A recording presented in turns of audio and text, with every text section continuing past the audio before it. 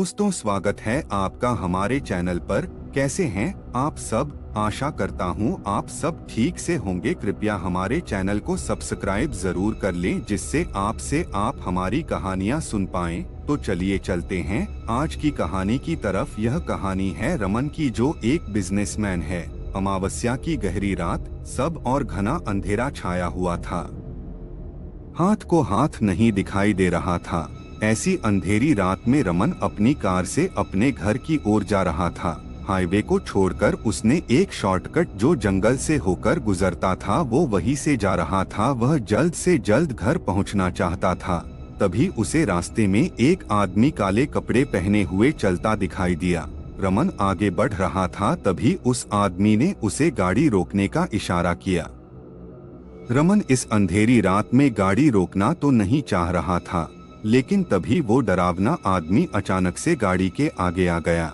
रमन ने भी जोर से ब्रेक लगाकर गाड़ी रोकी। उसने चिल्लाकर कहा, बाबा, गाड़ी के आगे कहाँ आ रहे हो? मरना है क्या? तभी वह आदमी खिड़की के पास आकर बोला, मुझे नहीं मरना। मरना तो तुझे है, पर तेरी किस्मत अच्छी है जो तूने गाड़ी रोक दी, वरना आगे जाकर तू भी मारा जाता। रमन को कुछ समझ में नहीं आ रहा था। यह सब सुनकर वो अचरज में पड़ गया था कि उसके साथ ये सब क्या हो रहा है।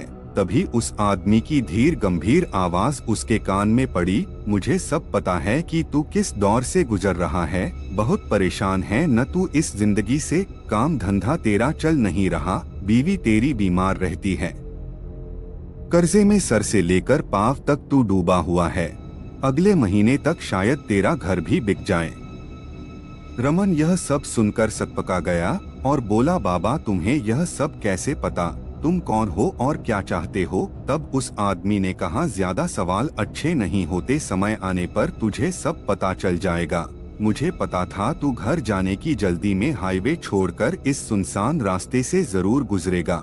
मुझे अपने साथ लेकर चल, मैं आगे जहाँ बोलूँगा मुझे वहाँ पर उतार देना।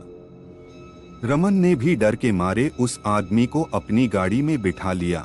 रमन ने गौर से जब उस आदमी को देखा, काले कपड़े, गले में रुद्राक्ष की मालाएं, हाथ में कमंडल, कंधे पे एक थैला, सांवला रंग, अंगारों सी लाल आंखें, बाल ऐसे जैसे जटाएं। थोड़ी देर के लिए तो रमन के शरीर में झुरझुरी दौड़ गई। वह इसी सोच में था कि कहीं इसे गाड़ी में बिठाकर कोई गलती तो नहीं कर दी। लेकिन उसकी बातों को सुनकर वो उसे बैठाने से अपने को रोक नहीं पाया। रमन ने चुपचाप गाड़ी को स्टार्ट किया और उस जगह से चल दिया। तभी उस आदमी ने कहा, इस जंगल के रास्ते में एक पिशाच रहता है और जो भी यहाँ से गुजरता है उसको भटका कर उसका खून पी जाता है। कुछ लोगों की गाड़ी का तो एक्सीडेंट तक हो गया, पर वो नहीं बच पाए।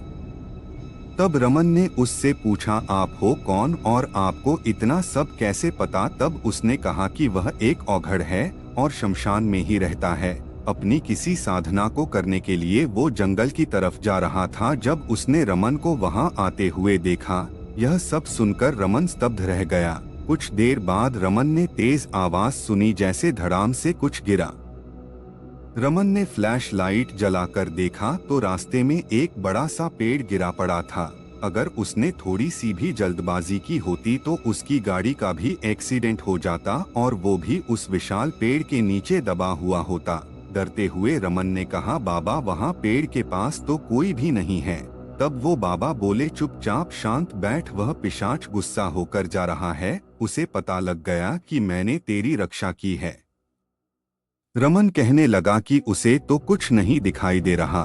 बाबा बोले, वो पिशाच वहीं पर था और उसने गुस्से में वो पेड़ गिराया, हम बाल बाल बच गए। रमन ने बाबा को धन्यवाद दिया कि आपने मेरी जान बचा ली, बहुत बहुत धन्यवाद। बाबा ने उसे गाड़ी को रोकने को कहा और जाते जाते बोले, ये पिशाच बहुत शक्तिशाली होते हैं।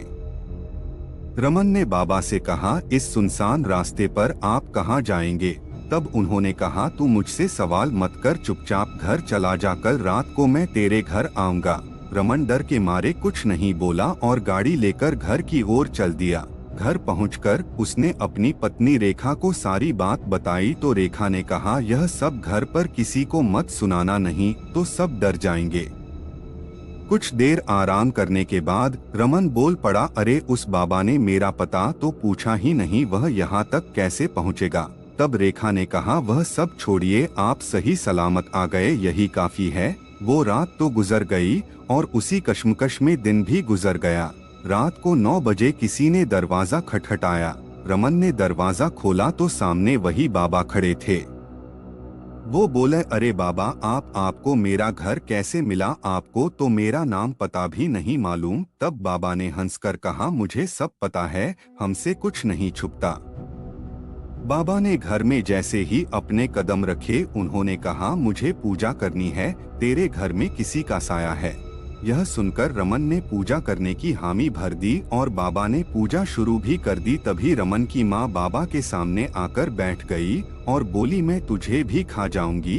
बाबा बोले, तू कौन है, किसने भेजा है तुझे यहाँ, सही सही बता क्या बात है। तब उसकी माँ बोल पड़ी, यह मुझे अपने साथ लाया है, मैं वही जंगल का पिशाच हूँ और यह उसी रास्ते से कई बार आता जाता रहा है और एक बार जब यह जंगल में कुछ देर रुका तो मैं इसके साथ यहाँ आ गया। मैं तो इसे अपने साथ ले जाने वाला था पर हर बार यह बच जाता था।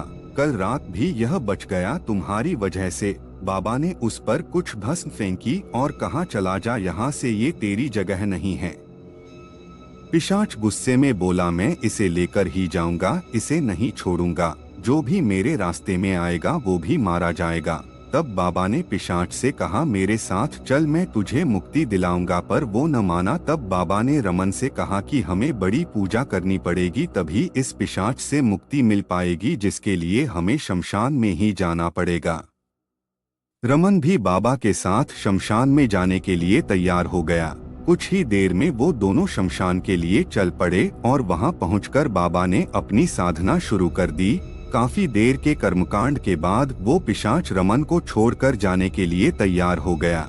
रमन ने भी राहत की सांस ली और बाबा को बहुत धन्यवाद दिया कि उनकी वजह से उसकी जिंदगी बच गई। उसकी बीमार पत्नी भी ठीक हो गई और कुछ समय के बाद उसका कारोबार भी चल पड़ा। तो साथियों, यह थी आज की कहानी। अगर आपको कहानी पसंद आई हो तो कृपया कमेंट करके हमें जरूर बताएं। मुझे पूरा यकीन है कि यह कहानी आपको काफी पसंद आई होगी और मैं चाहता हूं कि आगे भी ऐसी ही कहानियां आपको सुनने को मिलती रहे। तो हमारे चैनल को सब्सक्राइब जरूर कीजिएगा।